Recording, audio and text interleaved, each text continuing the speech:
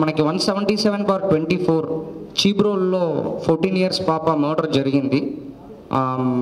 July 15th నేను charge తీసుకోవడానికి 2 days ముందు జరిగింది అది. సో దానిట్లో మన ముద్దాయిని అరెస్ట్ చేయడం జరిగింది.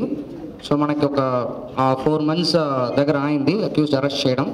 సో అక్యూజ్డ్ నరమాముడి నాగరాజు అని చెప్పేసి 44 years old.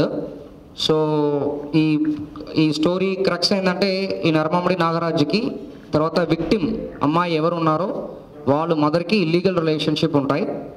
ఇల్లీగల్ రిలేషన్షిప్ ఉన్న అమ్మాయితో పాటు ఇంకొక వ్యక్తికి సంబంధం ఉంది, దానికి విక్టిమ్ సపోర్ట్ చేస్తున్నారు అనే కోపంతో పాటు ఈ అమ్మాయిని చంపేయడం జరిగింది. యాక్చువల్లీ అది దీని వెనక ఉన్న రీజన్.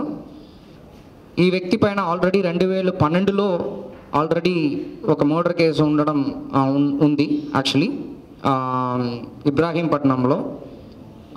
సో దాని తర్వాత అది ఆ కేసు అక్విటల్ అవ్వడం జరిగింది. అది 2012 తర్వాత 2014 బయటకు వస్తారు. జైలు నుంచి బయటకు వచ్చిన తర్వాత 16 చీబ్రోలు వస్తారు. 2016లో చీబ్రోలకు వస్తారు. చీబ్రోల్లో 8 సంవత్సరంగా ఉంటారు.